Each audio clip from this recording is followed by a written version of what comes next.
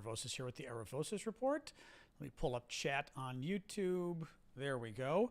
Now let me get the TikTokers going as well. And we shall begin. It feels a little slow today. I don't know. Maybe it is. Maybe it's not. All right, TikTok. Where are we going here? There you are. Now I see the chat. Excellent. All right, let me get TikTok rolling here. TikTok, Ukraine war update. That works. Deep. All right. Hey, guys. How are we all today? Oops. Got my glasses on so I can see TikTok a little better. You hear me? Yay! We are here. We are here. We are here. Oops. Hang on a second here. All right. Oh, those are funky. Oh, those are funky. Let's go for those. All right. Boom, boom. There we go. All right. Good evening, everybody. Good evening, Jens in Sweden. I don't know if the video's looking slow tonight. On my end, it looks like it's lagging. God knows why.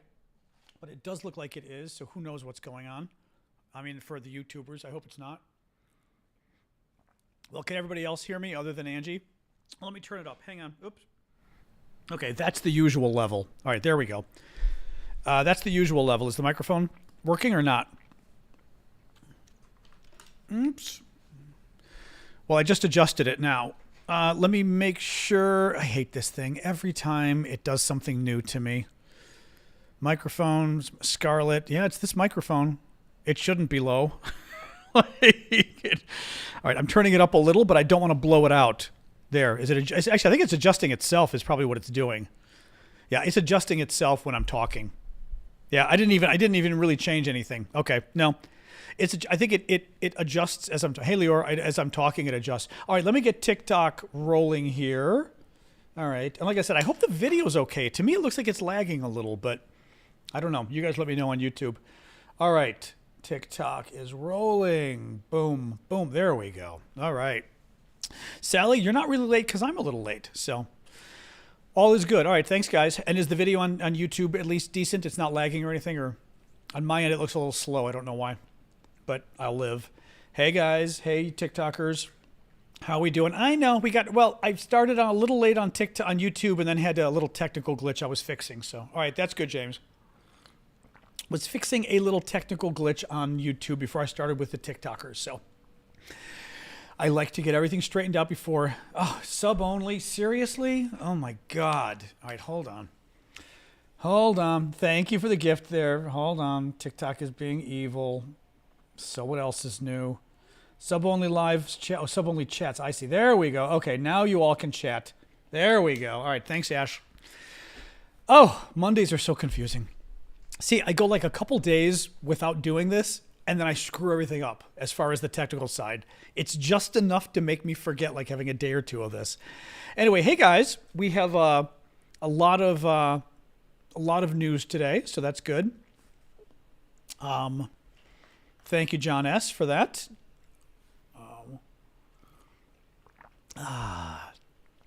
Yeah, nothing I can do about the video on YouTube now, but I had to reinstall the camera, and I think it's sending it a little slower today, which is annoying, but I can't do it mid-show. I'll have to adjust it later. Did France say they're considering sending troops? Iffy. We're going to talk about it. So... I did not see Jon Stewart talking about Mr. Wonderful. Nope, or on Mr. Wonderful. Nope. What's going on, guys? Anyway, yeah, so welcome, guys. I think I'll get rolling. What the hell? Things will kind of get going quickly here. So welcome. I am John Aravosis. This is my show, the Aravosis Report, that I do every day, Monday to Friday, 6 o'clock Eastern Time, U.S., where we talk about the latest news from Ukraine. Lot of news today. There's a lot of news today. The big story, exactly, as Boppo says, hi from Gothenburg, Sweden, finally a member of NATO. This is true. Thank you, Elizabeth and Succeed, for the gifts. And Boy Mom, looking back at the gifts here. So, yeah, and Richard, and Tiffany, and Critter. Sorry, I didn't see all you guys. Mark, John. All right, I think I got most of you here. Charles, okay. Chazak, sorry guys, as I was sort of adjusting everything, I didn't see all the gifts. Thank you, Martin. So yeah, big news today, Sweden is joining NATO. Hungary came through and approved, which is great. Thank you, Red, for the gifts, and Marcy. Hungary came through, exactly, JA, for the fireworks. Hungary came through and approved Sweden joining NATO. That means it's done. It's over. It's done. The U.S. will receive basically, the documents, thank you, Marcy, every NATO member has to approve of a new member coming in. And that's just the way it is. Yeah, it's a boy. That's the way it is today. The video I could tell the video is going more slowly. God only knows why. Nothing I can do about it until after the show, probably. So thank you, J.A. Actually, let me look really quick. There's one possibility. Let me see if it'll let me try this. Okay, I'm adjusting the frame rate on my own. Let's see for YouTube, let's see if that made a difference. I just tried to put it up a little higher, but I don't know if it's going to make things weird for you. Let's find out. So every NATO member has to agree to a new member joining. Everybody had agreed except Turkey and Hungary, who were being a PITA. Turkey came through about a week ago. Hungary finally came through today. Thank you, Big Hawk. Hungary came through the parliament, passed or ratified Sweden joining NATO. Orban has to sign the thing coming out of the parliament, the resolution. Then it gets sent to the U.S. State Department, and it's done. So it looks like, I would bet you as early as tomorrow even, but probably Wednesday. Thank you, J.A. Probably Wednesday, they'll have the ratification ceremony, the actual flag raising ceremony at NATO headquarters, and Sweden's a member of NATO. So they will be the 32nd member. This is a huge defeat for Russia. It's really, thank you, Fred. Obviously, we are not happy about Putin still holding on to 17% of Ukraine. But this is really a disaster for Russia.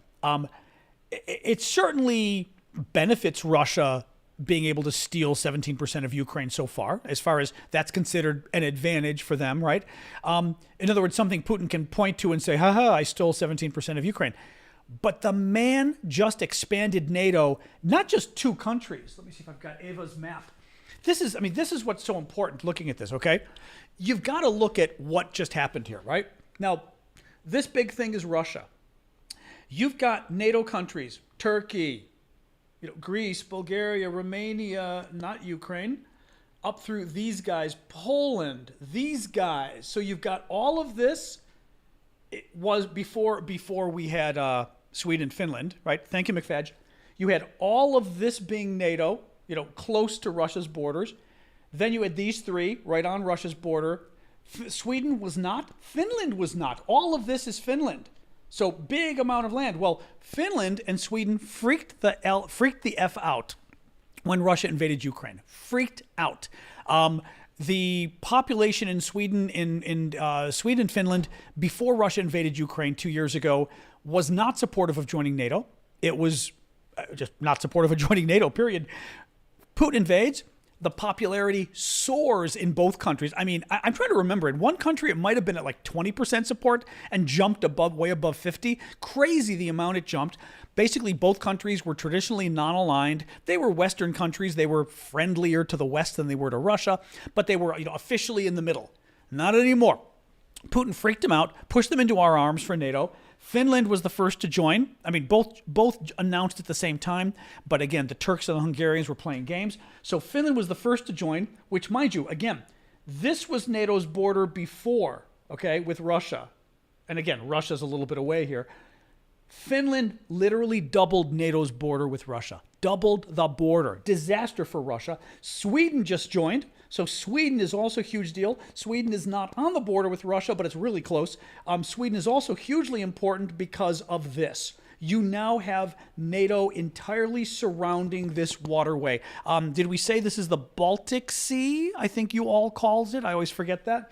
But you've got now Sweden, all of the NATO countries, and that's a huge deal because, for 2 reasons, you've got Russia's only access to this area, way up here in the Arctic, but over here by St. Petersburg, they come through here. Now they're coming through 100% NATO waterways.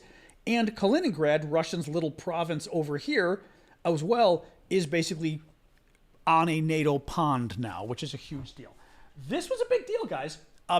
Great news that Sweden is joining NATO officially. Like I said, it passed the Hungarian parliament, and it's really kind of a big disaster for Putin. Thank you, Don. He's not going to pay a price for it because it's Russia, but he ain't happy. The Russians, I will say this.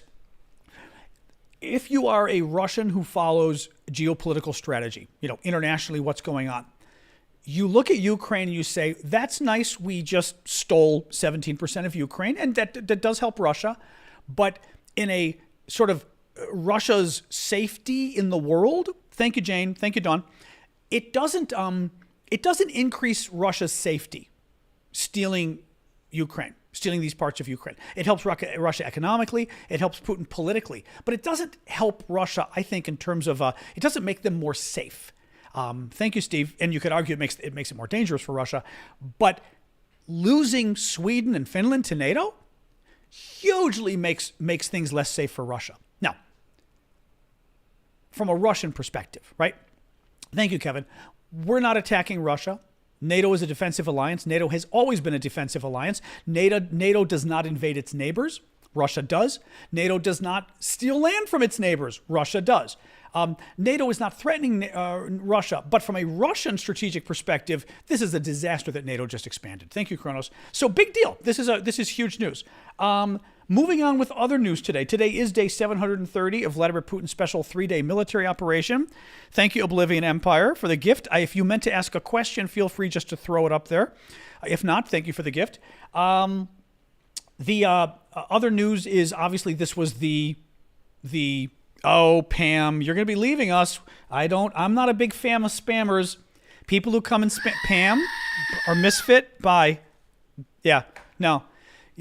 Do not come here and try to steal the conversation. It's rude. Do not do that. Mute. I would say mute her, of course, exactly, for the live. That's fine. So what were we saying here? Thank you, love. Thank you, love. Somebody's name is Love My, and I'm going, thank you, love. Oh, yeah. So Saturday was the 2-year anniversary of the Russian invasion of Ukraine. Thank you, Crazy American. Thank you, Lola, for the gifts, and PC. I did go to the Lincoln Memorial this weekend. They had a good turnout, actually. I got some good photos, some good videos I put up on TikTok. It was good. It was a good turnout, really. So all in all, a very good day for Ukraine, just to commemorate the invasion, of course. Thank you, Critter. Vlad just filled me in on some news that was kind of creepy and kind of weird. The Ukrainians are reporting that Russian Shahed drones, and these are the drones that the Russians have been using, they got from Iran, been using to attack Ukraine on a daily basis, right? They're kamikaze drones. They're drones that have a bomb inside of them, basically, and they crash in and blow things up. The Ukrainians are reporting that the Russians flew a wing or squadron, whatever, of kamikaze Shahed drones into Moldova, flew around all of Moldova to basically make clear they could. Moldova, independent country, was part of the Soviet Union. Thank you, Malathos. Was part of the Soviet Union, and then obviously free once the Soviet Union dissolved in 1991. Well, they wanted to, again, if this story is true, Vlad got it from friends of his who monitor these things. They said they recorded Russian drones flying all over Moldova, and then the drones flew out of Moldova back into Ukraine and attacked Ukraine.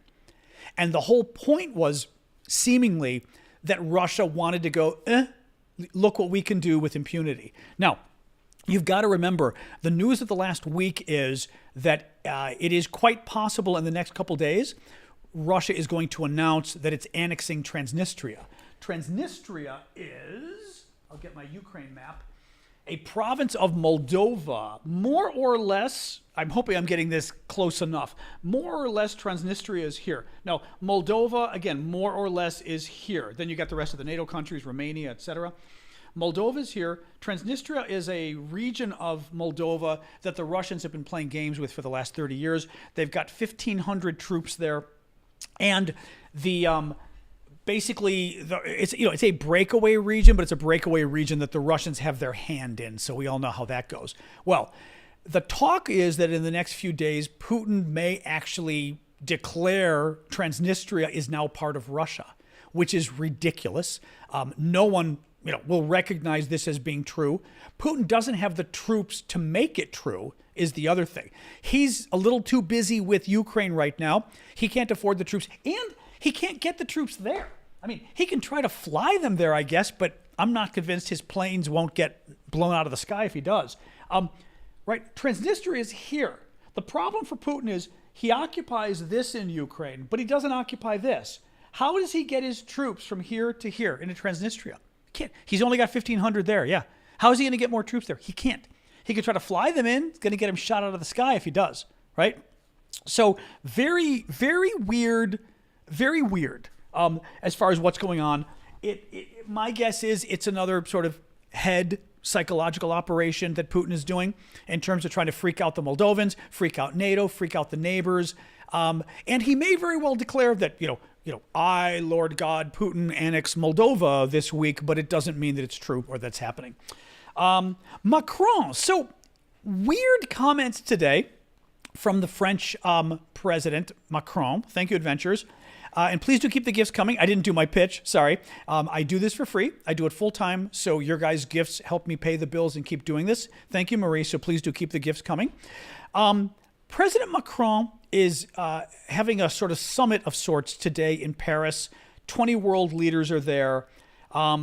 They're discussing, I'm pretty sure the summit is actually discussing Ukraine. I forget now if it's European security or Ukraine in specific.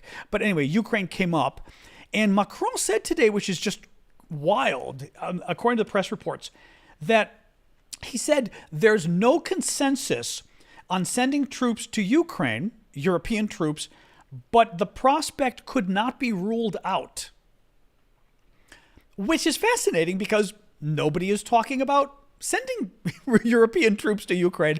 And for Macron to say there's no consensus, thank you, Nadia, certainly makes it sound like, okay, to say there's no consensus on sending troops means A, we discussed sending troops, B, somebody wants to send troops in Europe, right? Because lack of a consensus means we don't all agree. But it means, right, it means we're all disagreeing on this. If you're disagreeing amongst yourselves on whether or not to send troops to Ukraine, it means one of you at least wants to send troops to Ukraine. What is interesting is, and I wasn't even going to mention this story, earlier today, the Slovakian prime minister, who's another Russian puppet, really, along with the Hungarian prime minister, pro-Putin, anti-Ukraine, the typical, he said that some European leaders, thank you, Max, and thank you, who is at Life, and ADAT, thank you for the gifts, guys. The Slovakian leader, who is pro-Putin, said that some NATO countries are discussing sending troops to Ukraine. Thank you, LWD. Thank you, Wood Warlock. Big Hawk. Oh, Big Hawk. Hey, Big Hawk. Carrie as well. Thank you for the gift there. If you meant that as a question, feel free to throw it in there. So it's interesting. So the Slovakian prime minister, who's pro-Putin, earlier today says some NATO countries are discussing sending troops. A lot of NATO countries came out and said that's not true. Thank you, Adventure. Thank you, Max. Including the Czech. The Czech premier came out and said that's not true. We're not talking about it. Now you've got President Macron seemingly confirming that it was discussed, which is interesting, right? And that he would not rule out sending European troops. Now, from France, this is kind of interesting. France and Germany both, thank you, Lori, are playing kind of a weird game. Not a game, but they're in a weird position in Ukraine. Thank you, Tom. Both countries, I think, from my taste, started the war. So the war starts 2 years ago. The U.S. is hawkish on Europe getting involved. The Brits are, Canada's good too, but the Brits are hawkish on Europe getting involved. And France and Germany, right? And from the beginning, we saw kind of, I think, France and Germany kind of having cold feet, being kind of afraid of upsetting the apple cart, upsetting Putin, etc. Biden was also playing games from the beginning, really wanting to help Ukraine, but not wanting to help Ukraine too much so as to anger Putin, right? So we kept pulling back all those weapon systems and not giving them Ukraine what they needed, etc. Thank you, Super Hornet. But the French and the Germans definitely holding back at the beginning. Then getting more involved. The Germans, way more than the French, have gotten way more involved now. Still playing games, which we'll talk about in a minute about the Taurus missiles. But the Germans have provided, I believe, the largest dollar amount in Europe or the largest euro amount in Europe of any country in terms of aid to Ukraine, and I think military aid, which is a big deal. The French are way down on the list. Horrific, the amount the French have given. I mean, the French gave their cruise missiles, which was a big deal.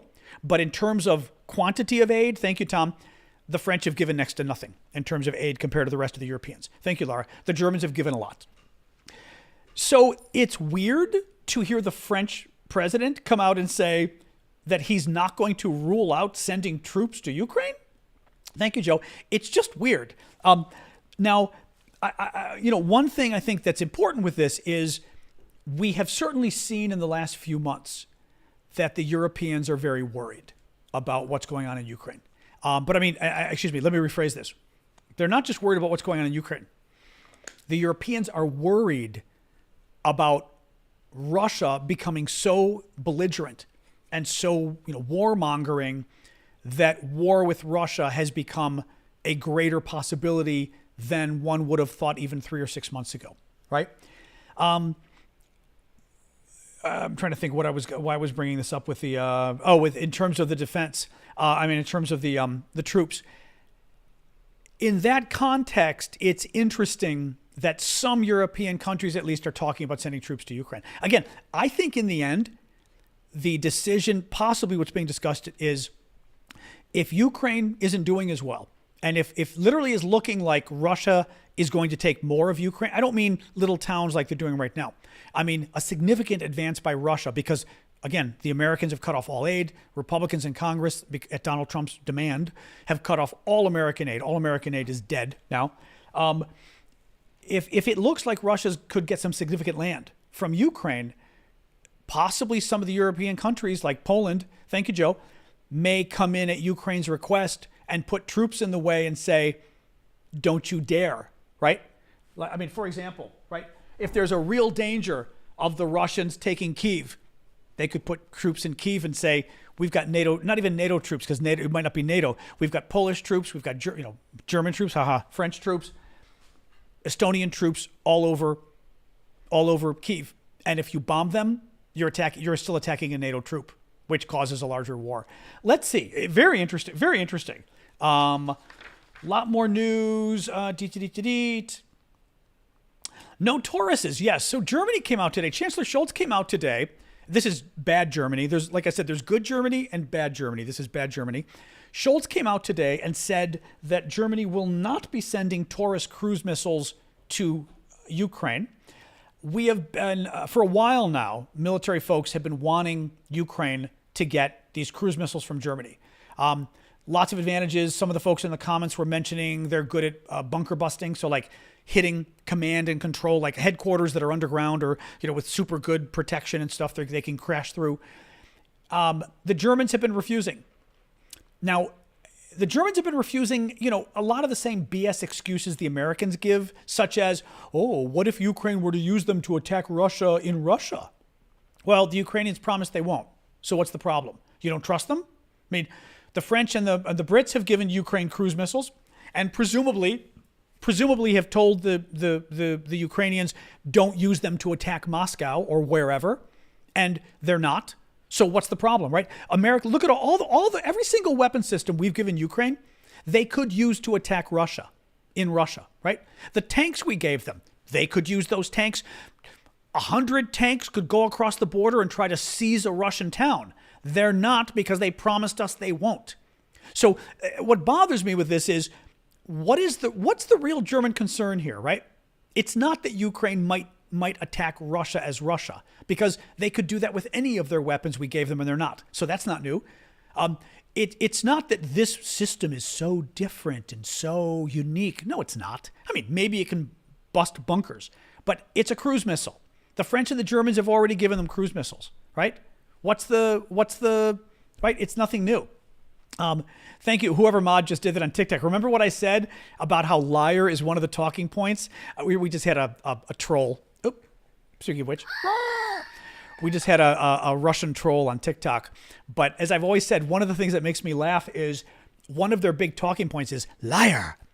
And it's clearly something written on a piece of paper or an email they get, but they don't really speak English and they don't follow the conversation. So they never really pay attention to what I'm saying. And they always say liar at some crazy time that doesn't make sense. And I love when they do it. What was it on Friday? Remember on Friday, we were talking about cooking or something?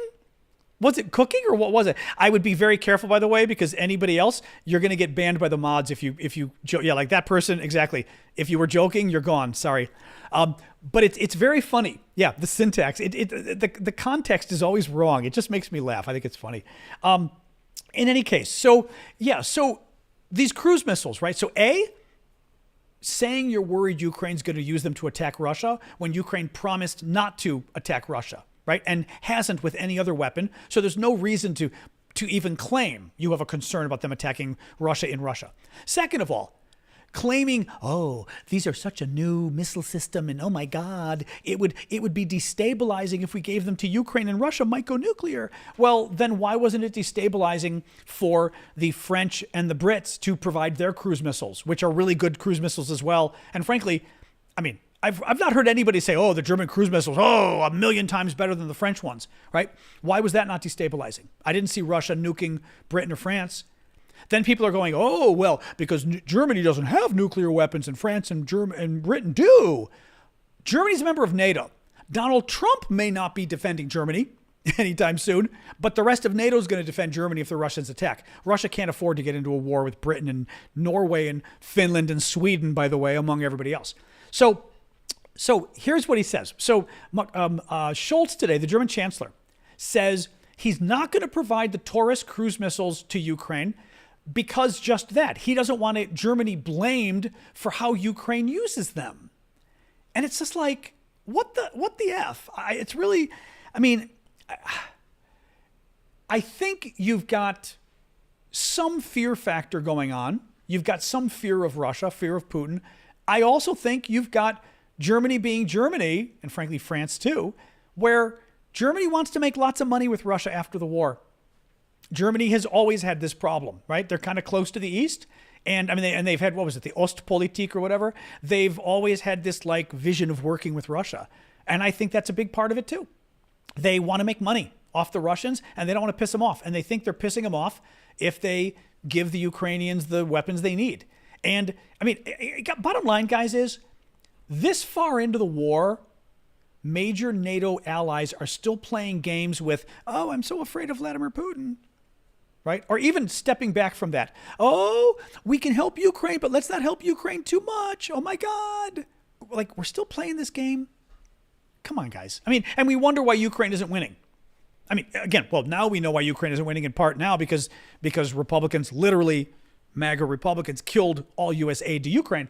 But more generally, it's because NATO has pulled punches from the beginning. The NATO allies never wanted Ukraine to win. They just wanted to make sure Russia didn't win. So they gave Ukraine enough to tie. You know, it's like a tug of war. Tug of war is the game, because I never know with you guys abroad if you know these words, is the rope game when each team, a very long, like 20-foot rope, and each team is trying to pull the other. NATO got involved and pulled just enough on the rope so Ukraine didn't fall in, right? So the Russians weren't able to pull Ukrainians. We wanted to pull just enough to keep the Ukrainians in the middle, but not enough for the Ukrainians to pull the Russians. I mean, that's sort of the best way of comparing it. A little bit more now. So Zelenskyy does an interview last night, not an interview, but does a press conference because of the 2-year anniversary of the Russian invasion. And he talked a lot about Donald Trump. That surprised me. I'm not sure... This is, I know, Mickey, I'm telling you, Mickey said you've been saying this a lot. I was hoping it wasn't true. I always joke that my life I've been in politics now for 35 years. And part of my sort of history in politics has been being Cassandra. Cassandra is a wonderful myth from Greek mythology where I don't remember the entire story, but bottom line is it's one of those where the gods wanted to punish her. So they gave her the gift she always wanted, which was to see the future. But the tragedy that they did was they said, okay, we're going to give you the gift of seeing the future, but we're going to put like a hex on you so nobody will ever believe you. And sometimes I feel that's me with politics. I'm very good at seeing the future, but I see it a little too early and people go, oh, that's not true.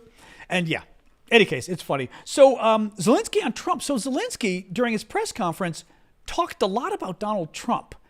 I'm not convinced that was the smartest thing to do. Oh, that's funny, Wild Hunt. That's very funny and creepy.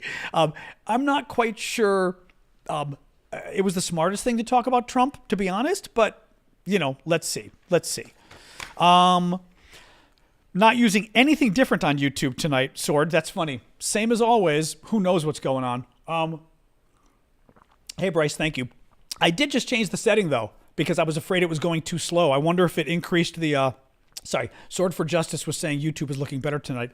Maybe it's the... I just changed the setting. Maybe the setting upped the video stream. I don't know. It's a mystery how this stuff streams. So Zelenskyy on Trump. Listen to this. Zelenskyy says former President Trump will be against Americans if he chooses to support Russia over Ukraine. This was CNN when he was talking to CNN. Speaking to CNN's Caitlin Collins in Kyiv, Zelenskyy said he can't understand how Donald Trump can be on the side of Putin. It's unbelievable, he added.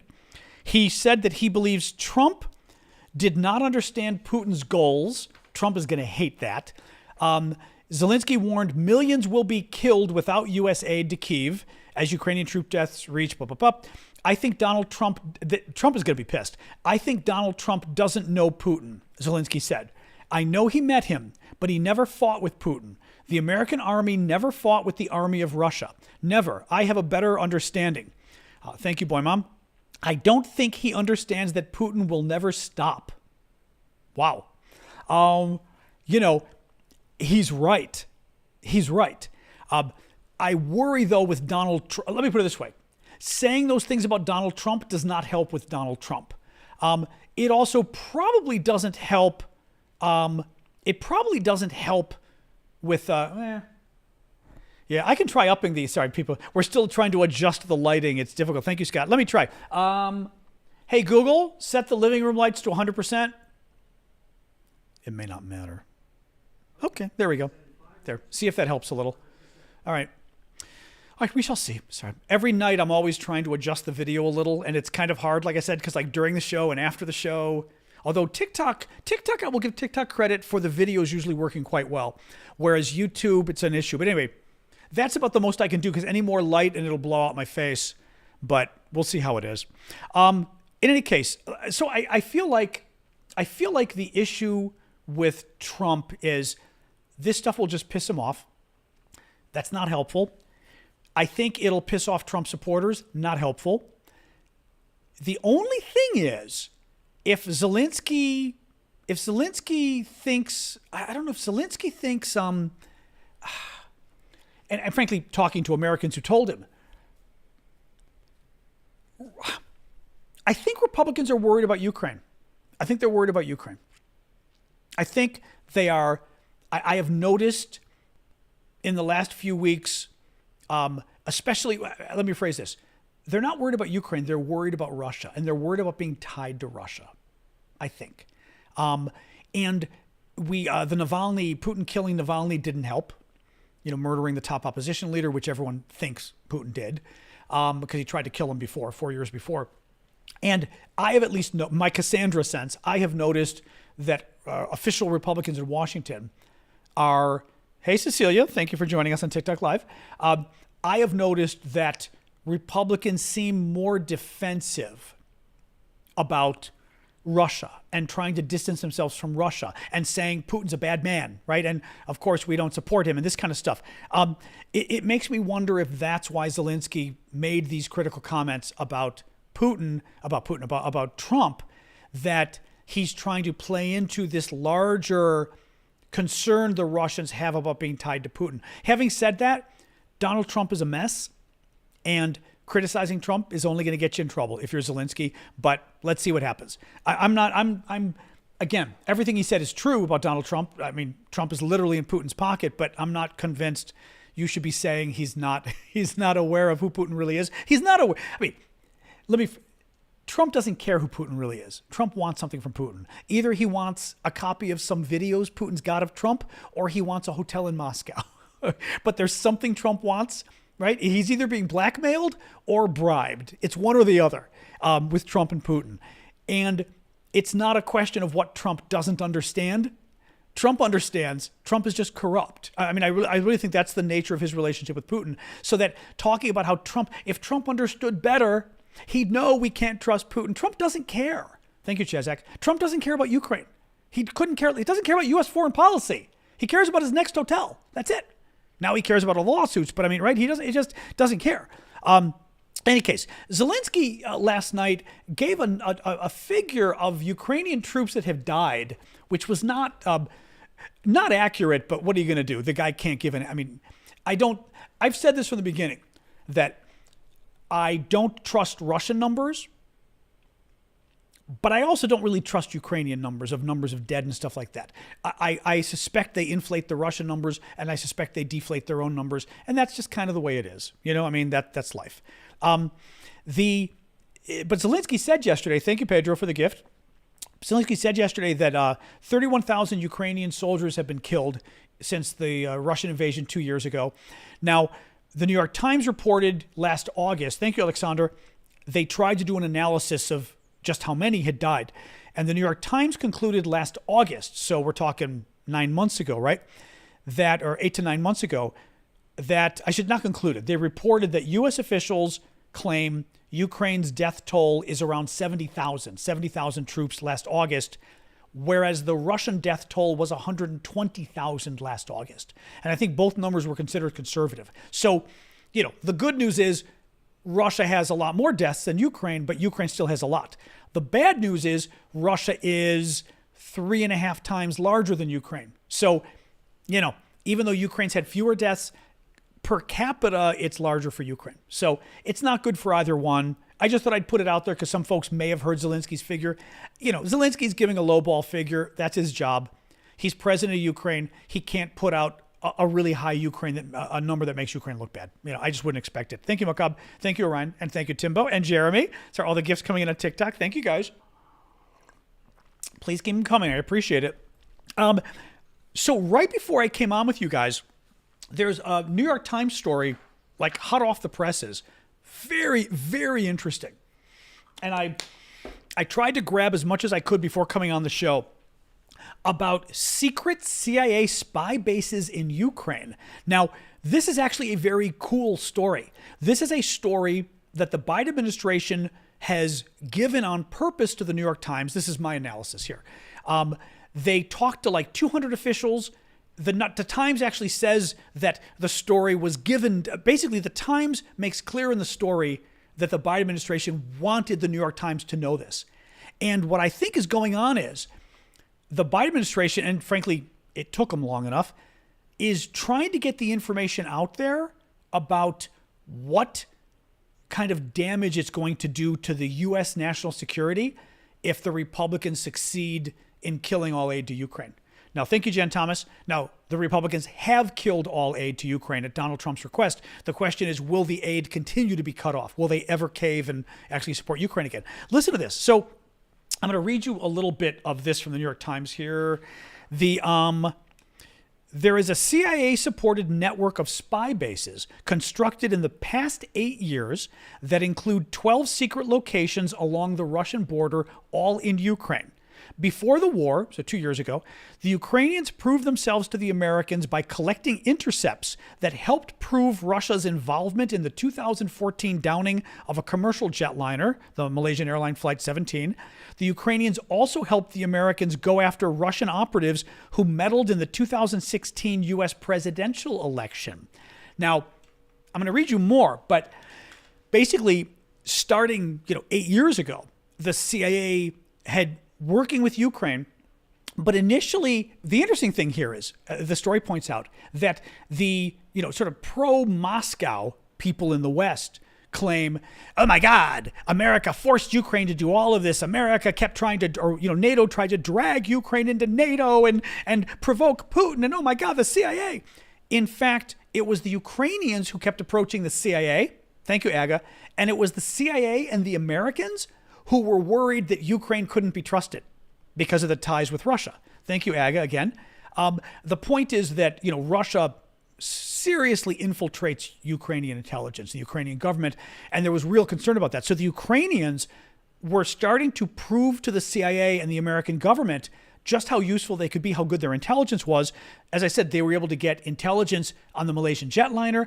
They were able to get, and again, thank you, Aga, really interesting that they were able to get intelligence to help the Americans go after the Russians who attacked our election in 2016. Now, Donald Trump as president would have known this. Donald Trump, imagine Donald Trump's opinion of Ukraine if Ukraine helped the Americans prove that Russia did attack our election in 2016, and they did it because they were trying to get Donald Trump elected. They were trying to make Hillary Clinton lose. Imagine how Donald Trump would respond to this. He would hate Ukraine for this. I mean, this is just another interesting data point about why Trump is the way he is on Ukraine aid. This one's very interesting. I did not know this one. This one's very interesting if you think of Trump. Let me read you more about this. The basis. So the CIA helped set up. This is before the war breaks out, by the way, right? So this is for the last many years. The CIA sets up spy bases in Ukraine to train the Ukrainians on being better spies against Russia, to help them eavesdrop on the Russians, to help the American government, not just about this is before the war. In general, listen to this. The bases allow the Ukrainian military to track Russian spy satellites and eavesdrop on conversations between Russian commanders.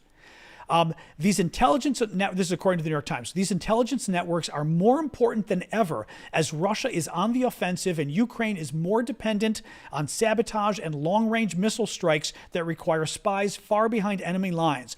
And they are increasingly at risk. If Republicans in Congress end military funding to Kyiv, the CIA may have to scale back its operations in Ukraine. Around 2016, the CIA began training an elite Ukrainian commando force known as Unit 2245, which captured Russian drones and communications gear so that CIA technicians could reverse engineer them and crack Moscow's encryption systems. One officer in the unit was Kirill Budanov, now the general leading Ukraine's military intelligence. The CIA also helped train a new generation of Ukrainian spies who operated inside Russia, across Europe, and in Cuba and other places where the Russians have a large presence. The point there is, God bless the Biden administration for finally showing some freaking backbone and actually defending Ukraine. Finally, this story is pointing out that the U.S. relationship with Ukraine is intense, and it was intense before the war. We have apparently a very sophisticated spy relationship with Ukraine. We are using the Ukrainians to spy on the Russians around the world, and all of that is being jeopardized now by the Republicans killing our aid to Ukraine and our basically ties with Ukraine. Absolutely fascinating story. The fact that the New York Times interviewed 200 people makes me believe the story. Right? If it was one person saying it, I'd be like, really? But really interesting. And of course, the U.S. has spies all over the world. We damn well better have spies all over the world. Sorry, somebody wrote on TikTok. We better have spies all over the world. But what's interesting about this is it is another layer as to why we defend Ukraine, right? Ukraine, we're not just doing it because they seem like nice people. Ukraine has actually been an important ally of the U.S. in ways that we did not know, meaning the U.S. government knew, but you and I didn't know. Another danger, another harm to U.S. national security that will come from Republicans cutting off aid to Ukraine. And Richard, before you leave us, the New York Times is one of the best publications on the planet, so stifle it. One of the things I draw the line at here, and you guys know on the show, I don't deal with lies and I don't like liars.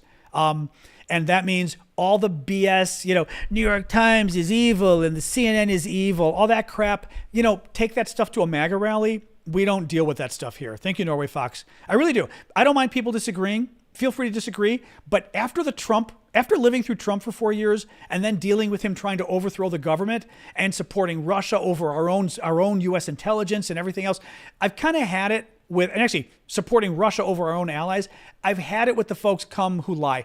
No more lies, no more fake news, no more of this crap.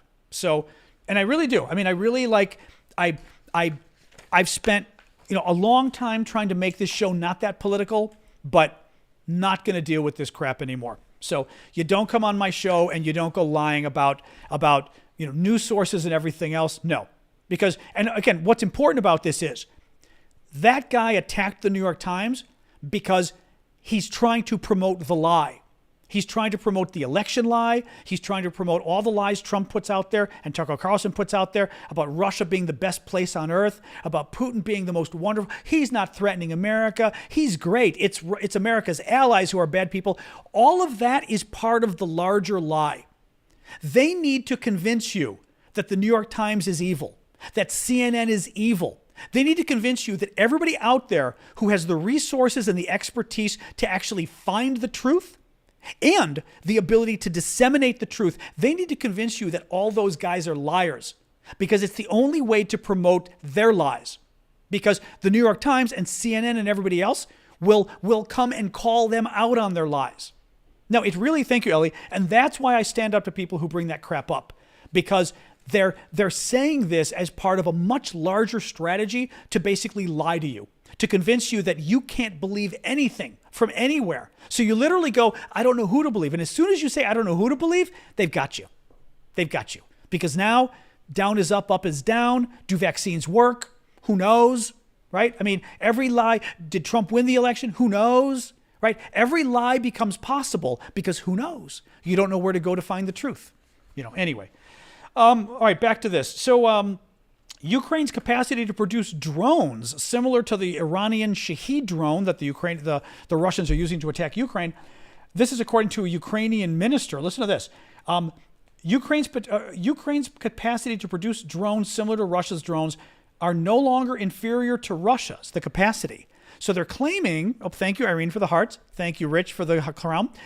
The Ukrainians are claiming that their drone making capability is comparable to Russia's. Let's see. I mean, I hope that's true. Let's see if that's true. But I thought I'd put it out there because they're claiming it.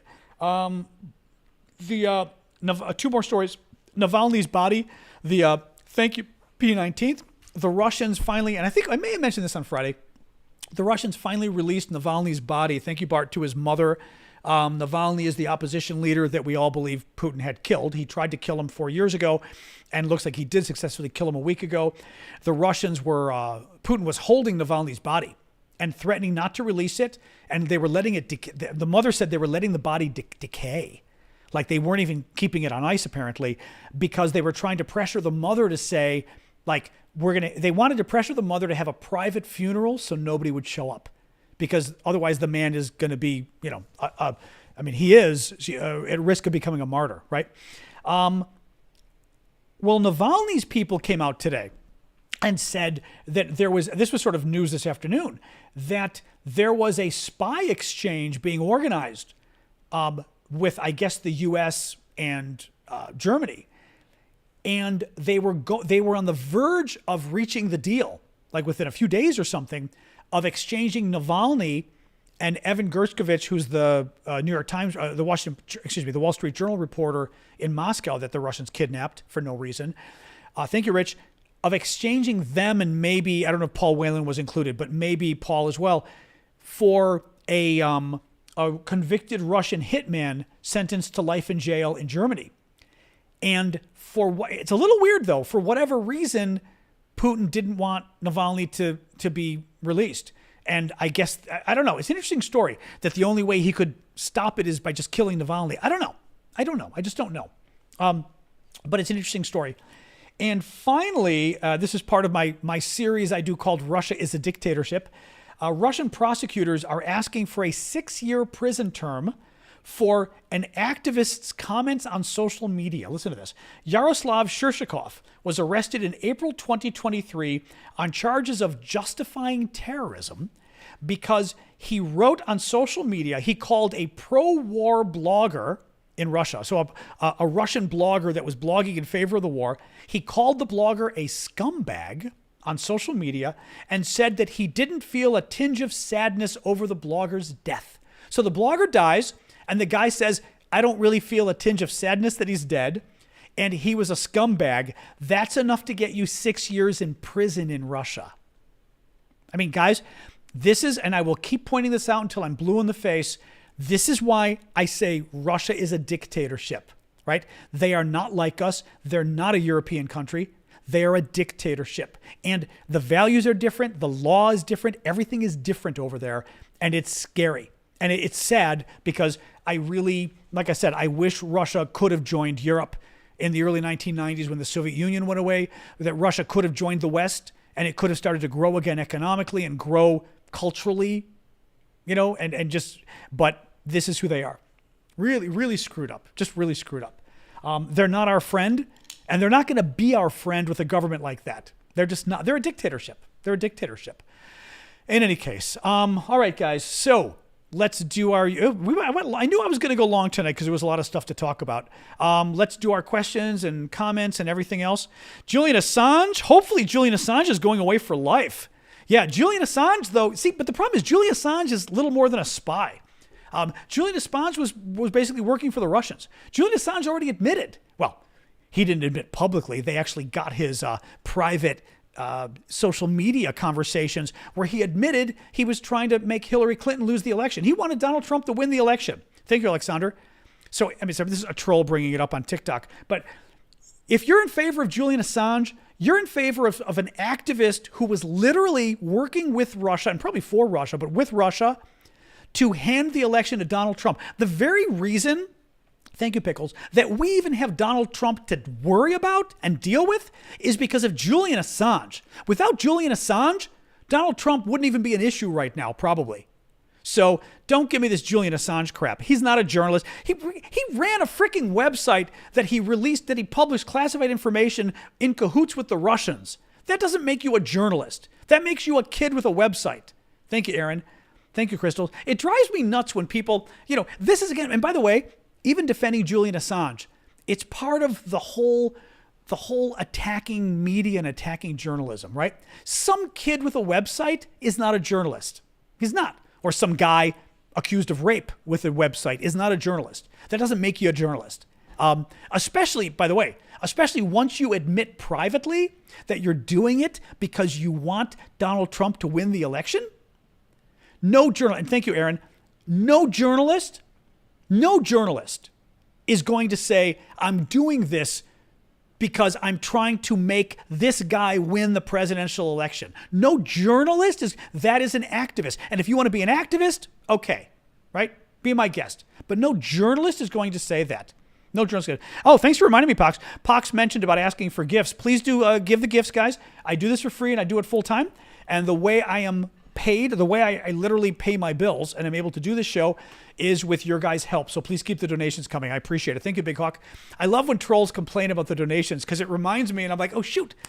I always forget to ask for donations. So thank you, guys. Thank you, Ginger. Thank you, Big Hawk.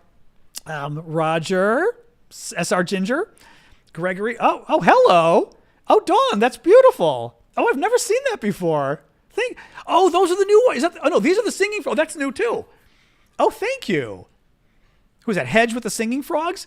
Oh, so a lot of you now. You're confusing me, guys. Wait a minute. Maddie, Gregory, Dawn with the cool frogs, Hedge with the singing frogs, which is also very cool. Timothy, Joe, Chad. Thank you, Chad. Thanks, Maddie. Aga, Bad Gal, the singing frogs are cute. Now I've got my microphone plugged in so I can't hear. Do the singing frogs actually sing? Is there an actual sound kind of thing when you hear it? Just curious on TikTok. Sorry, my nose is itching again. You guys know how this goes. I get into the show and all of a sudden my nose itches. I'm like, oh my. Anyway, they don't sing. Okay, that's too bad. They're still a nice thing.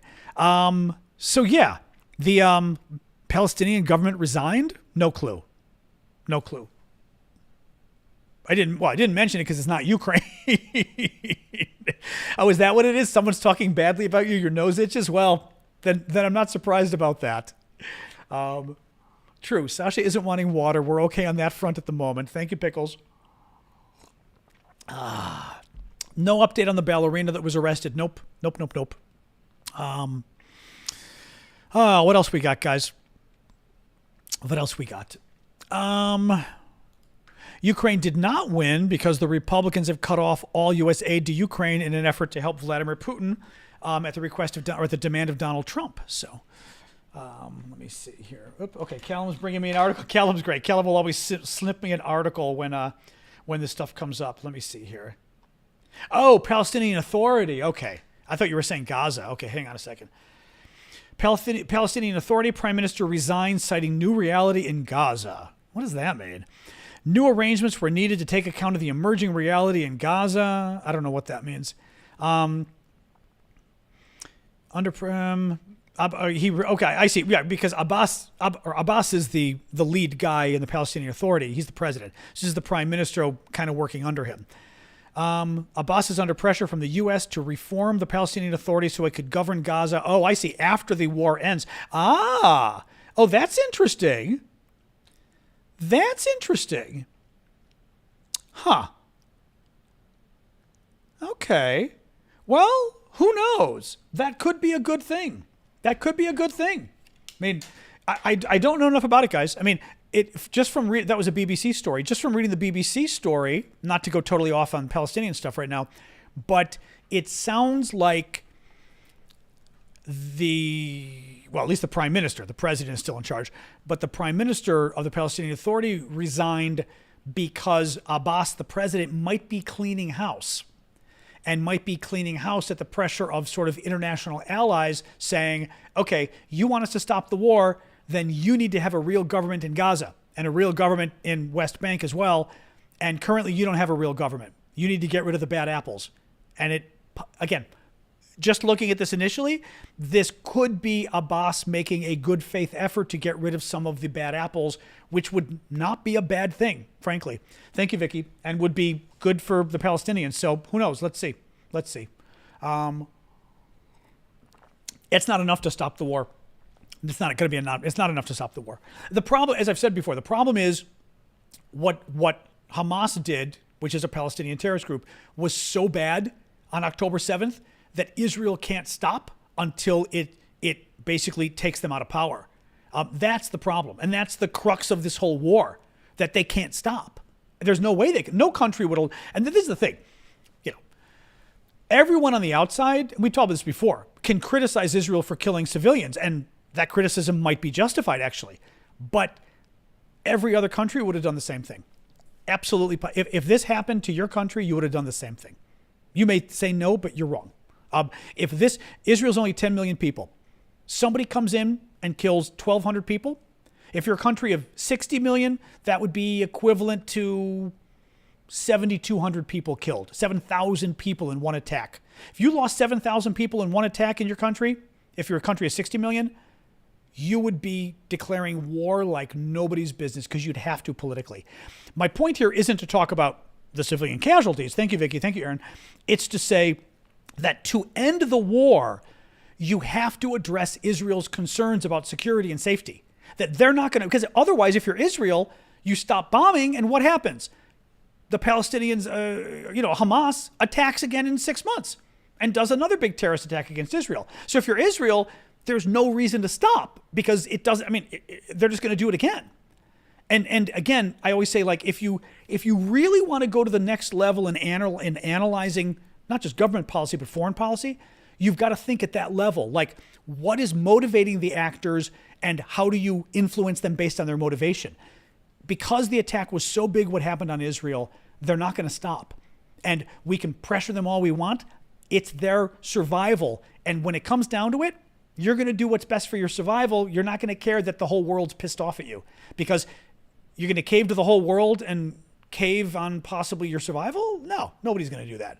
So in any case, this, what I will say though is if Abbas is doing this, the Palestinian Authority head, getting rid of his prime minister today because he's cleaning house and trying to have a more reputable government, then that it certainly puts more pressure on Israel because it starts to show, again, this is a big if, it starts to show that maybe there is a real government that can take over. Thank you, Vicky, right? Maybe there is someone that isn't a terrorist group that could run Gaza because currently it's a terrorist group running Gaza, literally.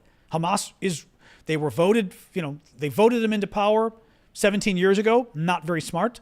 And these guys have been in power ever since, and they're a terrorist group, and they've been attacking Israel from since then. But if you can get somebody else in power, then you're able to show the world that maybe Israel could meet its goal of no longer having Hamas to worry about, So no, I don't think it's a bad idea. Thank you, Super Hornet. Again, if that's the reason, it's good.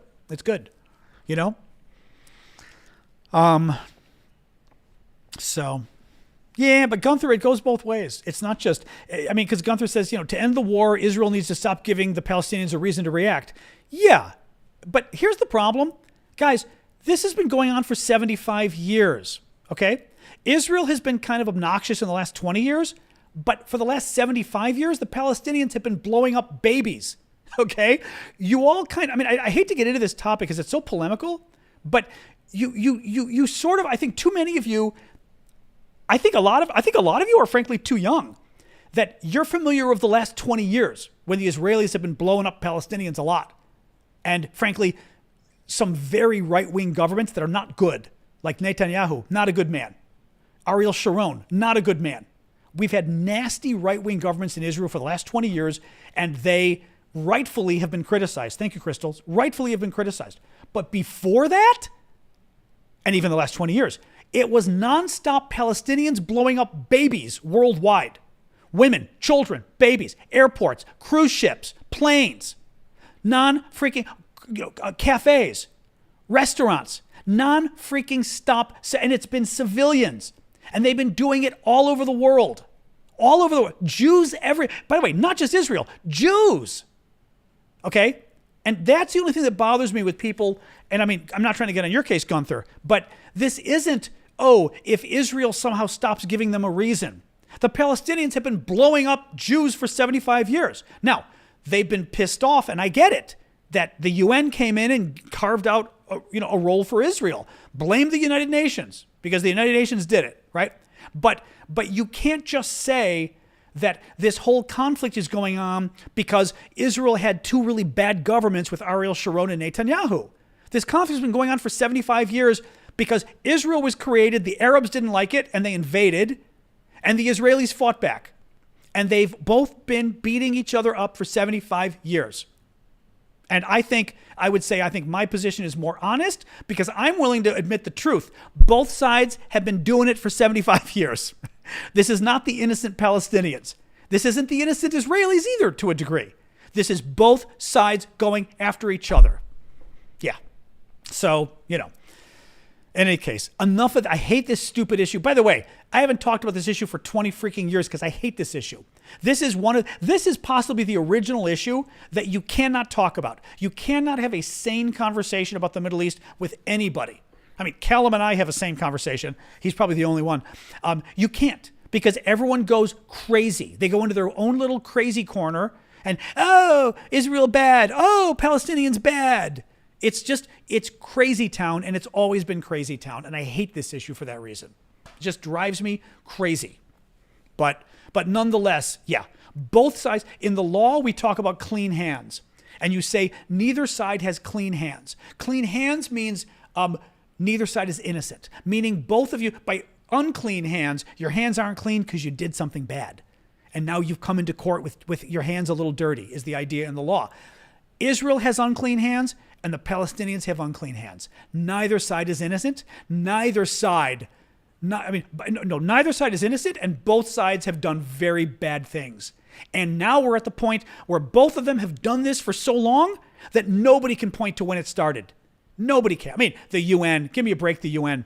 I mean, this stuff's been going on for 1,000 years, but also it wasn't just the that the UN did it. I mean, this stuff has been going back and forth. So now everybody's got an uncle who was killed. Everyone's got a brother who was killed. Everyone's got it now. Yeah, Israel started this. Sure they did.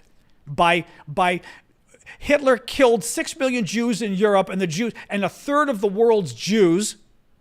Yeah, a third of the world's Jews and 2/3 of the Jews in Europe, and they wanted a freaking homeland. Kind of understandable, And the United Nations gave them a homeland. That's how they started it. If you call that starting it, okay. But it's kind of understandable after having literally 2/3 of the Jews of Europe gassed to death, kind of understanding why maybe they wanted a homeland away from all the crazy people. I mean, that's what I'm saying, guys. If you actually study history, it's a lot more complicated. And I think too many people are new to this issue. Too many people talk to their friends and they see the news and, the Palestinians are suffering. The Palestinians are suffering. And they've been blowing up Israel for 75 years. Both sides are suffering, And because both sides have been doing this to each other, there's no resolution. It just, Anyway, enough of this. We're not talking about Israel anymore and Palestine. No more. Back to Europe. Not back to Europe. It wasn't just a European problem. All the Arab states kicked out all their Jews. When Israel was created, they literally kicked out every Jew from the Arab world. When Israel was created. So it ain't just a European problem. So, Anyway, but I also don't care about who had the land 2,000 years ago. I really don't. I just, that argument never works for me. The 2,000 year ago argument, we all had land 2,000 years ago. I mean, right? I just don't care. Does Greece get back all the land it had 2,000 years ago? It works for me. I want all the land Alexander the Great had. Thank you, Love My, for the confetti, right? That's what I want Greece to get all the land back that Alexander the Great had 2,000 years ago. Well, Alexander might have been, when was he? 2,500-ish? 2,300? What was he? 350 BC? I'm trying to remember. Was he 350 or so? Yeah, Macedonian. He's ours. I hear Sasha's friend in the hall. Look out. Anyway. Enough of that. All right. Yeah, exactly. That's my point, Callum, is we can all point to land we had 360 to 320. That's what I thought. I thought it was in the 300s or so. Yeah. We can all look to land we had 300, 1,000, 2,000 years ago. And honestly, too, I got to tell you, it reminds me of the gentrification argument, too, which drives me crazy here in America. That neighborhood used to be this people. And I'm like, yeah, so what? Neighborhoods change, right? I mean, it's just such a bogus argument to say who used to live there. No, the only reason it's relevant who used to live there is when you literally come and you kick them out. Yeah. And again, a lot of the Palestinians did get kicked out. Of course, a lot of them got kicked out because they tried to kill all the Jews, but it's complicated, right? But I get that. But at a certain point, All right, now the dog wants water. Now we're going to take a water break, and we're not talking about Palestine anymore. No more Palestinian. Talk about Ukraine. Oops, 1 second, Sash. 1 second here. All right. No, I'm not doing your teeth yet. We'll do your teeth in a little bit. Ugh. Sasha wants me to brush her teeth because she gets a treat afterwards, my dog. So, exactly. Warg, as a Norwegian, wants all the Viking land. That's true. Actually, that might give you guys Ukraine too. Right? I mean, No, I mean, again, I get it, but it's a little bit of a bullshit argument. It's a little bit. Who had the land when? The history of the world is people taking other people's land. That doesn't make it a nice thing or a good thing, but it's the freaking history of the world. So my point there is you need to give a better argument than it was my land 100 years ago. Because all the land was somebody else's land 100 years ago. Not all of it, but right? I mean, you got to have a better argument. Otherwise, Germany should just go and take back Strasbourg because it was German 100 years ago. Or 100 and... Well, actually, yeah, not 100 yet, right? But 80. Exactly. UK Uber alles. The UK gets the Brits get the world back, and the US. I wouldn't mind if the Brits got the US back. That might actually help, but hard to say. It might actually help. Right, Alaska would be Russian. Whose moon? Isn't that a question? Well, whose moon is it could be a growing question over time, I mean, Anyway, what else, guys?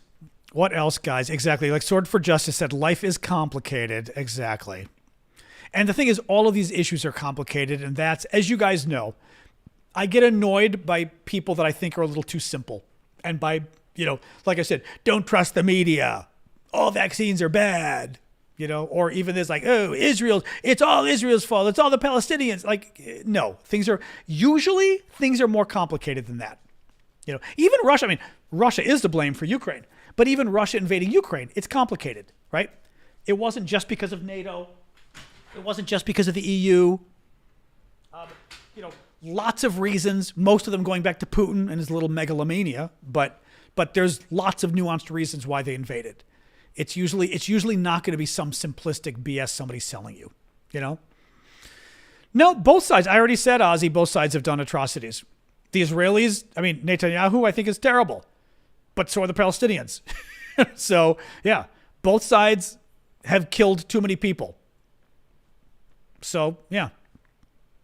But also, like I said, there's a reason the current killings are happening because the Palestinians decided to go into Israel and kill a shitload of people. That was probably not the smartest thing to do. And for the world to just kind of ignore the whole reason why people are dying right now is, I think, biased. Doesn't mean it's good that the Israelis are killing all these people right now, but let's not pretend like it just sort of happened randomly that the Israelis just said, oh, let's just kill, 25,000 Palestinians. That's not exactly what's happening. The Palestinians shouldn't have invaded Israel and killed 1,200 people and taken 240 people hostages. That was a huge mistake because this is exactly what was going to happen next as a result. So, unclean hands, as we say, unclean hands. Anyway, all right, guys, what else? If people can't manage to get back to Ukraine, I'm going to call it quits because I don't want to talk. Can the UN do anything? Of course, it's the UN. Of course, they can't do anything. No, I mean, the problem is the UN can never. Watching my dog. The UN can never do anything. Partially because the UN Security Council is us and Russia and everybody else, so we veto it. I mean, between us, Russia, and China, we veto everything, right? The Russians are in cahoots with the Palestinians. We're in cahoots with the Israelis. We're just going to veto everything. So you would have to have the Russians and us come to agreement on something. You back or no? No. You want to come in or you're just going to hang? She's literally looking at me. The dog, now that the weather's nice again, the dog likes to hang outside, but she literally just kind of hangs there, looks at me like I'm a crazy person. I'm like, come on in. And she sits there like, this is fun. Anyway. McGregor, I'm not sure what you mean by the question. Are EU and NATO sending... Oh, I see what you mean. Yeah, no, there was a story today, a really weird... We talked about this earlier, but might as well mention it again. A really weird story that the president of France, Macron, made a weird statement about how there was basically no consensus on European countries sending troops to Ukraine, but that it's not off the table. And it was sort of a weird comment in terms of like, are there some European countries that want to send troops to Ukraine? I wouldn't be surprised, actually, because why not? I mean, not why not, but I mean, I wouldn't be surprised if they're worried about what comes next. If the Russians are able to start to really take back land. Thank you, James. Or I say take back, meaning take back land that they had previously occupied and got lost. Are the billions going to Ukraine justified? Absolutely. Absolutely. I think we are at danger of World War III with the Russians if we lose Ukraine. So yeah. This is a war in Europe. Wars in Europe end badly. Wars in Europe tend to become bigger and bigger until the U.S. gets dragged in. World War I, that's what happened. World War II. Both wars, and I mean, I'm not the historian, but I know my history. Both wars the U.S. did not want to get involved in. Neither war. And we got dragged in because there wasn't a choice. The wars got so big. And also we got attacked, which didn't help either for World War II. But Russia, terrible. No, I mean, they are a dangerous country. They have been our enemy for over 100 years. They're not a good country. I mean, I'm talking the government, obviously government policy here, but they're a dangerous country. They're warmongering. They're imperialistic, and they hate us. And that country their leadership has wanted to destroy us since, back into the 1900s. So yeah. It's good that we helped Ukraine, and we should keep helping them because I think we're avoiding a war happening in the future if we don't. So, yeah,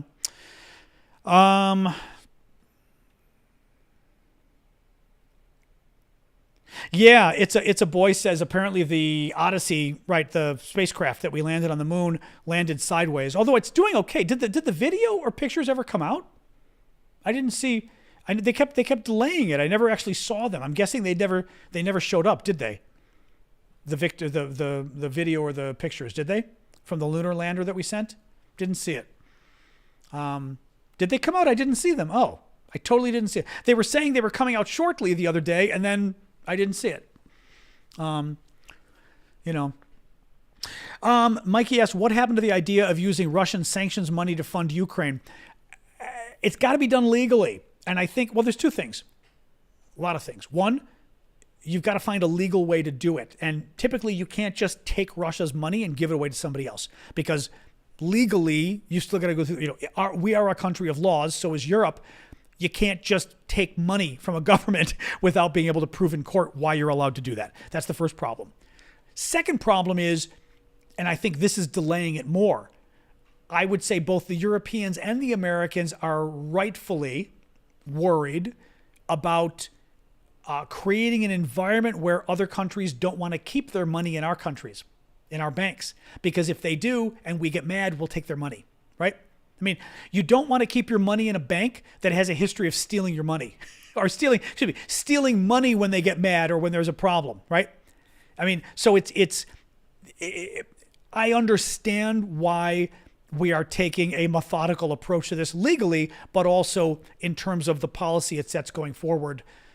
We don't want to make our countries, America and Europe, so a place where people are afraid, where countries are afraid to bank, basically. So I get that. I mean, I get that. I don't like it, but I get it, But Mikey, I think a lot of it is the legal thing, though, that they've got to find a legal way of getting the money, because otherwise they'd just be taking the money, and you can't just take somebody's money. Think of Russia as a person. Even if we don't like them, you can't just take their money and say, okay, it's my money now. How are you going to do that in a nation of laws, right? In America, you'd have to go to court.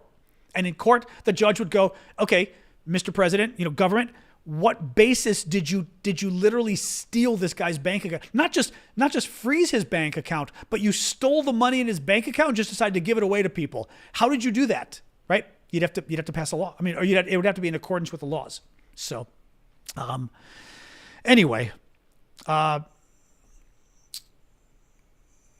interesting. Liam says UK recently passed a law granting the banks exactly that in a national emergency. There you go. Yeah, there's got to be a legal framework to do it, and then you've got to decide as a country, does it make sense in terms of policy, or are you going to scare people away if they say we're not keeping our money there? Something goes wrong, they're just going to take it. So. Based Grandpa, if you're talking about Ukraine hasn't banned elections. That's Russian propaganda. As for World War II, Russia was literally, I hope you're not talking, I hope to God you're not bragging about Russian elections. I hope to God. Bragging about Russian elections in World War II? Russia was a Stalinist dictatorship that killed 30 million people. They would send their political opponents to gulags and murder them. You're bragging that Russia had free elections? Russia never had. The Soviet Union never had free elections. The Soviet Union was like North Korea. 99% of the people would vote for the Great Soviet. Woo! Oh my God. I'm assuming that's what they meant. I'm not sure. But a little crazy. Yeah.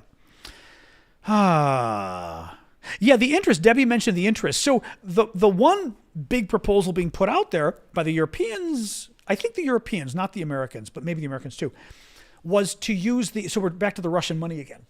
The Russian assets get frozen, and while the money's sitting there in the bank, it's earning interest. And the interest could be $5 billion, $10 billion with a B, right? The idea was to take the interest and give it to Ukraine. Now, I don't quite understand the legal difference. Like, if the money belongs to Russia, why wouldn't the interest belong to Russia, right? Wouldn't it? It's the same thing. But for that, Pyle or P, was it D. Lyle said that why wouldn't the interest be stealing? That's my question. Somehow, and what pisses me off actually is the articles I'm reading on this never sort of get to that question. And I'm like, why is this any different? If taking the Russian money directly would be stealing, to use D. Lyle's quote, why would taking the interest not be stealing from Russia? But somehow they're making an argument that the interest they can take, and I just don't quite, I don't know. So, yep, Misha, the Soviet Union was horrific. I don't know if you were around then. I was alive back then. I visited the Soviet Union in 1984. Very nice Russians I met. Very scary government I saw in practice. Very nice people, though, in the Soviet Union. I went to Moscow and Leningrad. But the government, horrific. Friends of some Russians we met got arrested for just talking to us. I became friends with these Russians, and they arrested them. I mean, in front of us. It was crazy. It took them away to be questioned. I mean, we were like, we were pissed. We were really pissed. I was in Moscow and Leningrad, which is now St. Petersburg. 86. Okay, so you were born in the Soviet Union, but obviously too young to remember, which is probably a good thing. That's interesting. Okay. Were you born in Russia then? I'm guessing. Sorry, this is I'm assuming Russian. I think we said you were Russian. They sent your family to the Gulag? Oh, Jesus. Wow. Okay, then you know exactly what I'm talking about. Yeah. Yeah. Wow.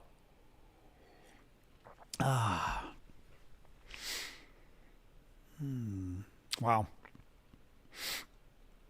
Okay, so Wilson says, because you've sanctioned them to stop them from using their money, taking their interest earned would be like stopping their money from working. Yeah, but I'm still not convinced.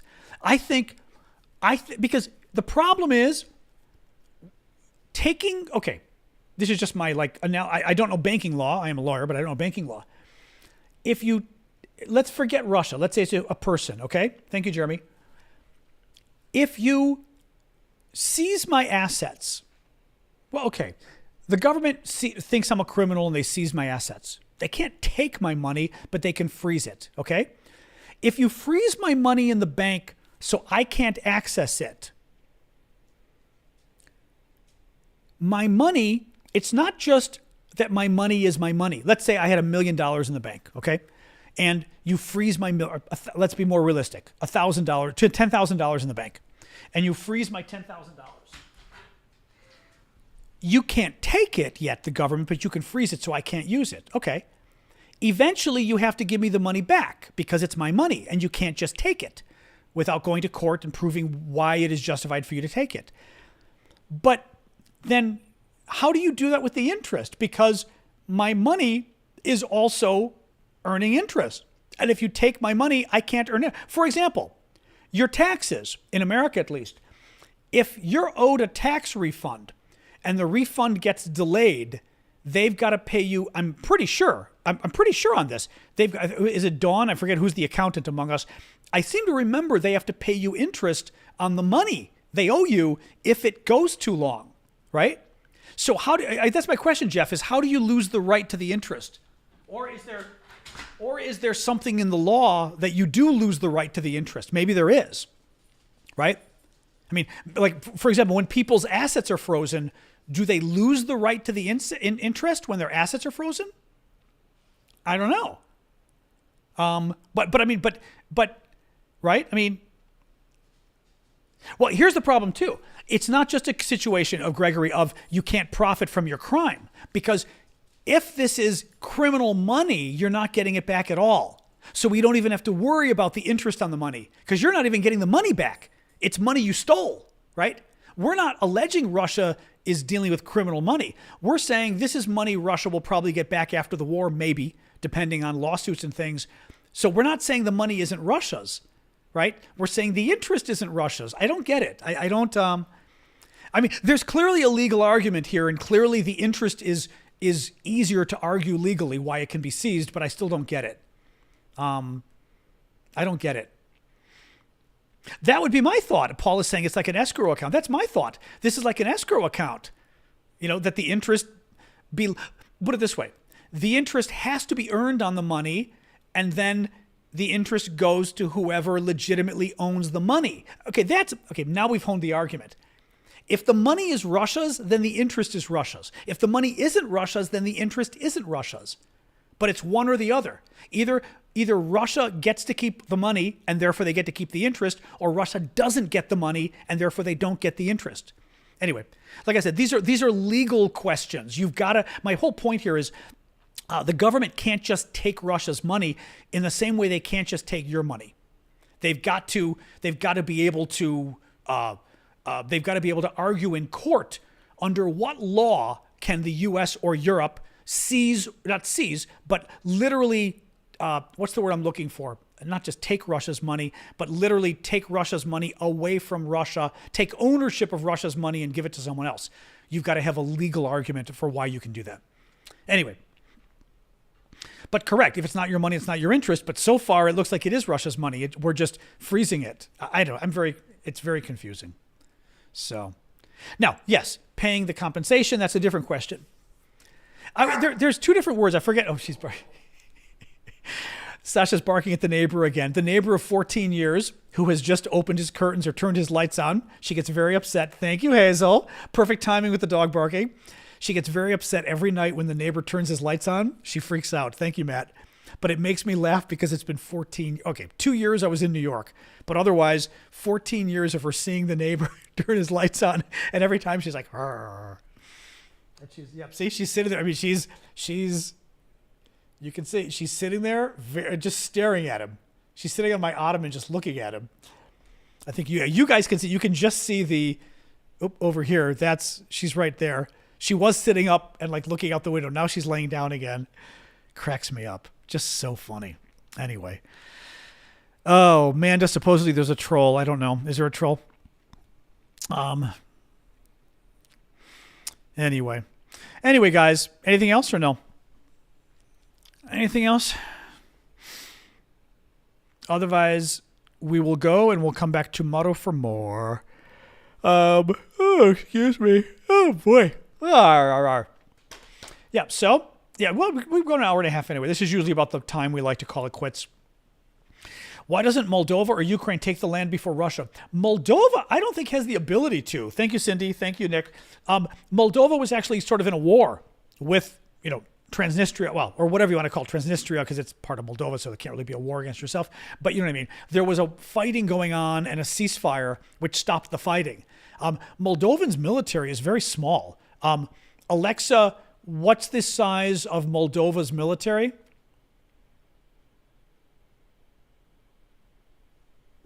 Alexa, what is the size of Moldova's military? The military force of Moldova is composed of 7,550 personnel. 7,500 people, guys. That's it. Yeah. And the Russians have 1,500. So it's not like they've got a lot there. Yeah, 7,550 according to Callum. Yeah, it's not a lot. Can Romania take over Moldova with Moldova's permission? Right? I mean, with Moldova's permission, but, that's been sort of, I think, part of, I am not a Romania scholar, but that's been one of the questions is if Moldova were to join Romania, which they can do, Moldova, in principle, would immediately be covered under NATO's umbrella. So what happens with Transnistria? Because generally we don't like countries joining NATO that have border disputes because we don't want NATO getting into a war. But Romania can increase the size of its country if it wants. If Romania and Moldova decide to merge, they merge. So per se, they're members. East Germany, West Germany, they merged. They're members of NATO. So it's a very interesting question. I don't know. I'm assuming, for example, that NATO has no say, right? Well, but it may not be an exception. Callum says you can't admit anyone with an active border dispute. It would have to be an exception. You're not admitting anyone.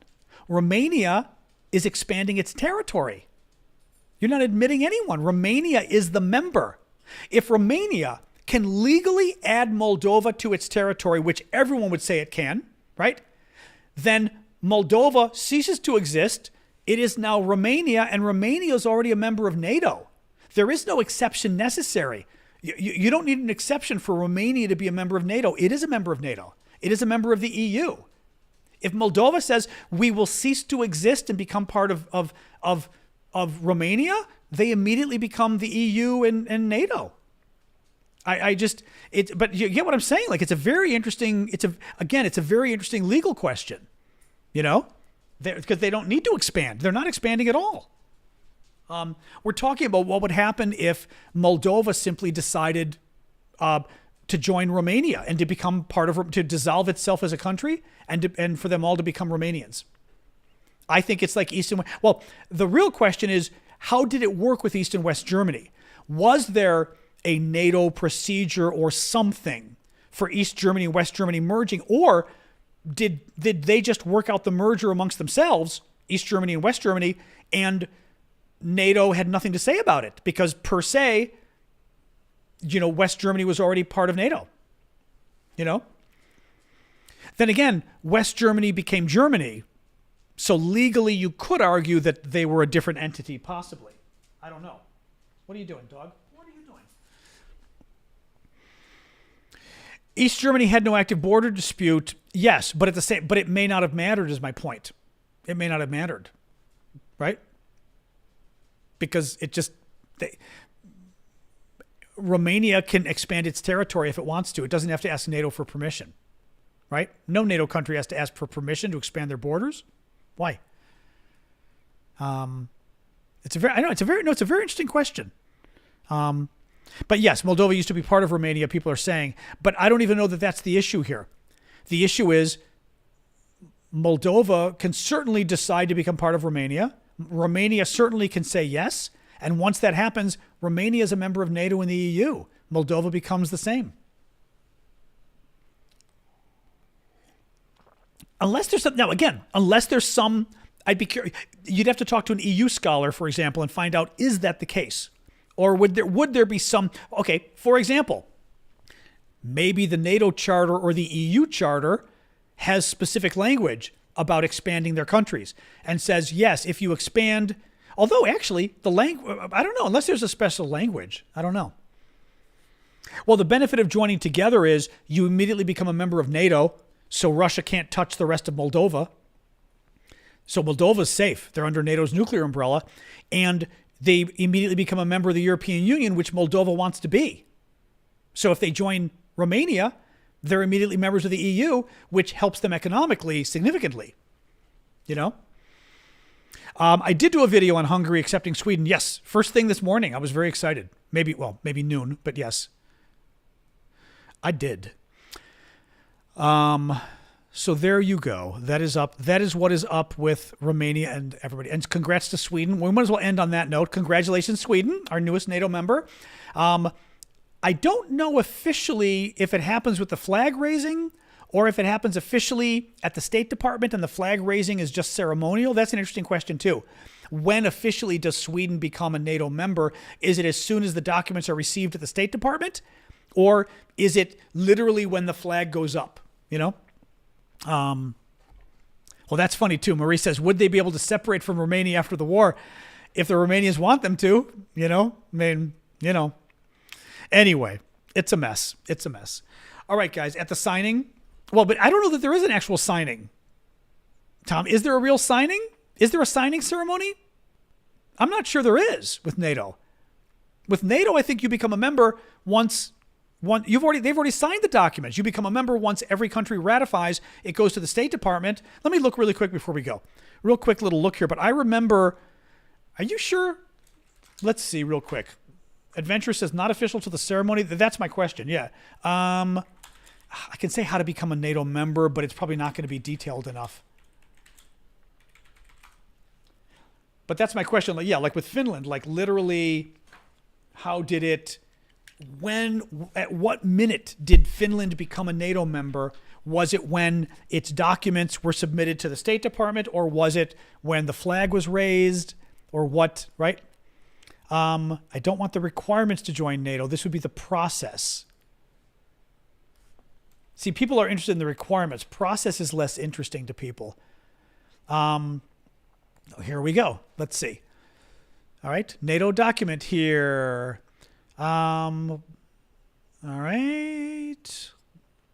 Accession talks with the NATO team. Invitees send letters of intent to NATO. Accession protocols are signed by NATO countries. Accession protocols are ratified by NATO countries. That's what they just did. Secretary General invites the potential new members to accede to NATO. So once the documents are ratified, the Secretary General invites the new member to join officially.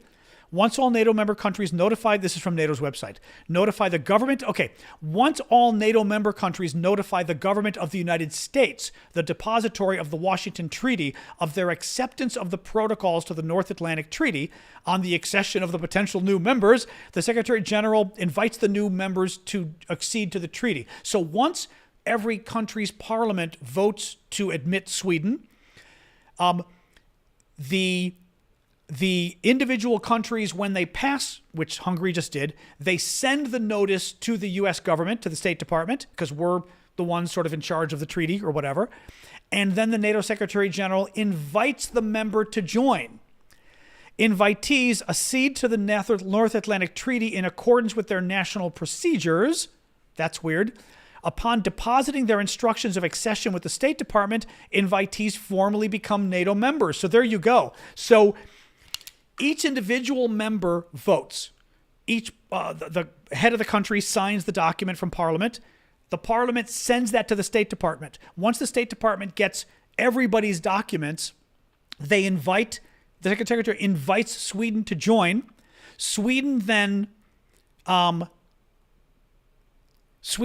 deposits some instruments of succession. Sweden then responds and says, yes, we'd like to join. Here you go.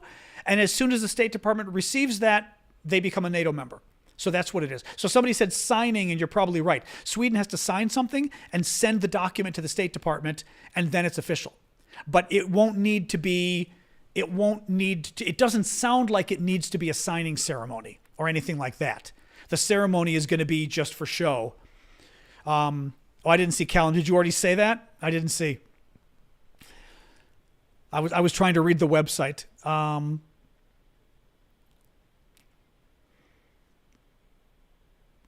Yeah, I think, like I said, I think from reading NATO's website, it's hang on, what were you saying?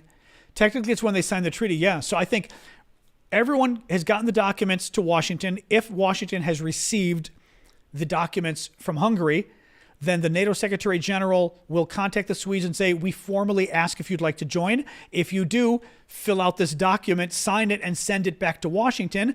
And if the Swedes, as soon as the Swedes send the document to Washington and Washington receives it, they're a member. So that's what it is. Was India a NATO member? No, never. Interesting question, though. Someday, who knows? Okay, so there we go. Well, we've had a lot of legal discussions tonight, so very interesting. A failure by the KitchenAid. Soren says Romanians don't want to be a part of NATO. They can go to, I don't know what that means. You want PC with the Russians? Romanians, of course, want to be members of NATO. You are members of NATO. So I don't think that's true. And your government is very pro-West as well. But hold on. Opinion polls, NATO. Just for curiosity, seeing if there's any opinion polls of Romanians and NATO. I'm going to guess there aren't, but who knows? Let's see.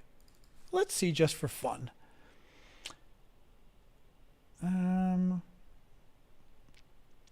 Let's see. Most Romanians oppose the idea of Romania leaving the EU and NATO from April 2023. Most Romanians don't want Romania to leave the EU or NATO, according to an opinion poll conducted by InScope Research in March. Over 76% of Romanians do not agree with leaving the Soviet Union. 80% believe Romania should not leave NATO. So I'm going to guess you're crazy. That does not sound like Romanians want to leave NATO. 80% of Romanians want to stay in NATO. Even in Soviet elections, those would be pretty good numbers. Even in Ceausescu elections, those would be pretty good numbers. So, yeah. Good try. Okay, I just wanted to prove the troll that the troll was a troll, as I suspected. So, all right, guys, I'm going to sign off. Thank you for joining us tonight. I appreciate it. And I will see you all tomorrow, 6 o'clock Eastern Time, U.S. Thank you for the gifts. Thank you for the following. Thank you for the likes. Thank you, mods, for keeping everybody in line. Thank you, Hazel and Bart, for the gifts. And I'll see you all guys tomorrow, okay? So see you then. Thank you, guys. Have a good evening. And I'm going to go find a little bit of more food, and then I'm good. All right. Thanks, guys. Have a good night. Thanks, mods. Thanks, Ash. Thanks, Callum. Manda. All right. See you guys.